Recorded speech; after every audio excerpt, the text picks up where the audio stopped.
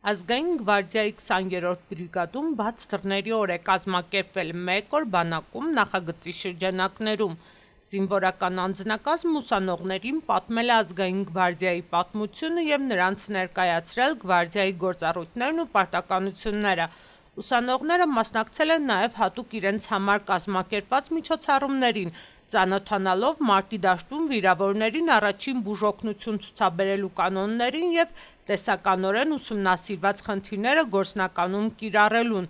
Օրվա վերջում հյուրերը բրիգադի ճաշասենյակում զինվորականների հետ վայելել են զինվորի ճաշը։ Պաշտպանության բանակի մարտական հենակետերում դպրոցականների և ուսանողների համար պարբերաբար անցկացվում է «Մեկ օր բանակում» նախագիծը, որի նպատակն է հանրահռչակել վրացական բանակը և բարձրացնել երիտասարդ սերնդի իրազեկվածությունը պաշտպանության ուժերի մասին։